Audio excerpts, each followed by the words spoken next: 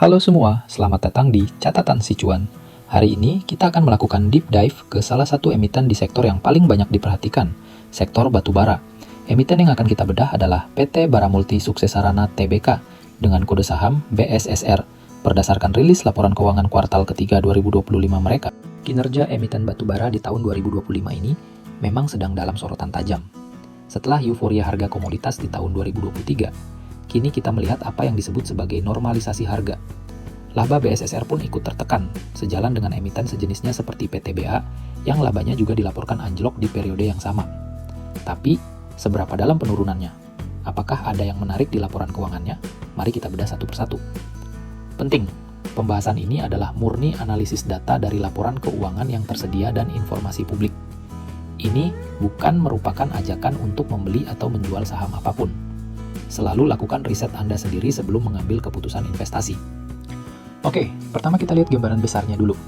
Kita bandingkan kinerja kuartal 3 atau 9 bulan yang berakhir 30 September 2025 dengan periode yang sama di tahun 2024. Penjualan turun 28,3% menjadi 515 juta dolar dari 718,3 juta dolar di tahun 2024. Laba bruto atau gross profit turun 37,3% menjadi 151,9 juta dolar dari 242,2 juta dolar. Laba usaha atau operating profit turun 47,8% menjadi 73 juta dolar dari 139,9 juta dolar. Laba bersih yang dapat diatribusikan kepada pemilik entitas induk turun 44,6% menjadi 61,58 juta dolar dari 111,24 juta dolar di periode yang sama tahun lalu.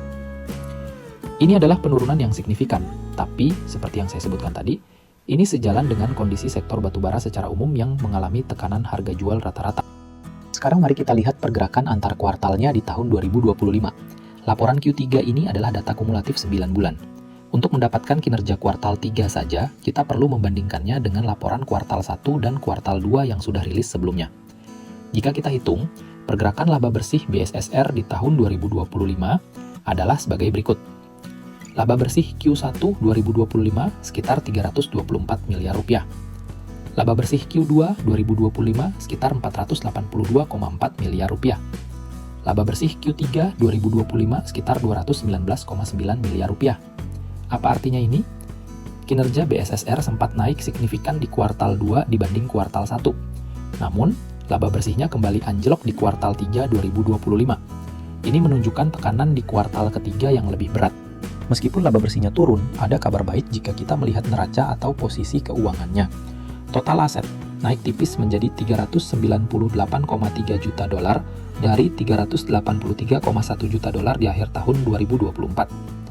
Total liabilitas atau utang, ini yang menarik, total liabilitas turun drastis menjadi 92,7 juta dolar dari 119 juta dolar di akhir 2024. Penyebabnya, utang dividen yang di akhir 2024 tercatat 25 juta dolar, kini sudah lunas menjadi 0 dolar. Pinjaman bank jangka panjang juga berkurang signifikan. Total ekuitas atau modal naik menjadi 305,6 juta dolar dari 264,1 juta dolar. Secara keseluruhan, neraca BSSR menjadi semakin sehat dengan utang yang berkurang dan modal yang bertambah. Satu poin krusial di aset lancar. Ada satu pos baru yang muncul di aset lancar yang wajib kita perhatikan. Bank yang dibatasi penggunaannya atau restricted cash in banks sebesar 29,6 juta dolar. Pos ini di akhir tahun 2024 masih nol. Menurut catatan laporan keuangan, ini adalah dampak dari peraturan pemerintah nomor 8 tahun 2025 mengenai devisa hasil ekspor DHE, sumber daya alam. Peraturan ini mewajibkan eksportir menempatkan 100% DHE mereka di rekening khusus di Indonesia selama minimal 12 bulan. Artinya, uang 29,6 juta dolar ini adalah kas milik BSSR, tapi nyangkut atau tidak bisa dipakai bebas untuk operasional atau bagi dividen selama 12 bulan. Ini poin penting untuk analisis likuiditas. Sekarang kita lihat darah dari perusahaan, yaitu arus kasnya. Arus kas operasi masih sangat solid di angka 111,7 juta dolar. Ini hampir sama dengan tahun lalu, 116,4 juta dolar. Menunjukkan operasional bisnisnya masih menghasilkan kas yang kuat. Arus kas investasi minus 56,3 juta dolar. Tahun lalu hanya minus 18,8 juta dolar. Kenapa bengkak?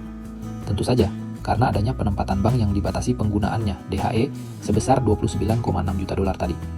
Arus kas pendanaan minus 46,9 juta dolar. Ini sebagian besar karena pembayaran dividen. Laporan arus kas menunjukkan BSSR membayar dividen kas sebesar 45 juta dolar selama 9 bulan 2025. Ini adalah gabungan dari sisa dividen interim kedua tahun buku 2024 yang dibayar di 25 dolar juta, dan dividen final 20 juta dolar yang diputuskan di RUPST Juni 2025. Jadi, apa kesimpulan kita dari laporan Q3 BSSR ini? Kinerja menurun. Laba bersih BSSR turun 44,6% secara year on year 9 bulan, dan juga anjlok secara quarter on quarter Q3 versus Q2. Sesuai sektor, penurunan ini wajar dan sejalan dengan normalisasi harga batubara yang menekan seluruh emiten di sektor ini. Neraca menguat. Di sisi lain, neraca BSSR semakin sehat. Liabilitas turun drastis, terutama karena utang dividen dan pinjaman bank yang berkurang. Waspada aturan DHE. Poin paling krusial adalah munculnya pos bank yang dibatasi penggunaannya sebesar 29,6 juta dolar. Ini adalah kas hasil ekspor yang terkunci 12 bulan akibat aturan baru DHE. Ini bisa mempengaruhi fleksibilitas perusahaan dalam mengelola kasnya ke depan. Sekali lagi, ingat bahwa video ini hanya untuk tujuan edukasi dan informasi. Kinerja masa lalu tidak menjamin kinerja di masa depan.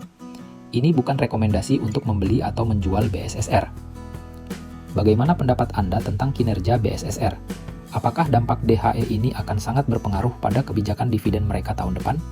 Tulis opini Anda di kolom komentar. Dan jangan lupa, komen juga di bawah emiten apa lagi yang menarik untuk kita bahas di video selanjutnya. Terima kasih sudah menonton, jangan lupa like, subscribe, dan sampai jumpa di video berikutnya.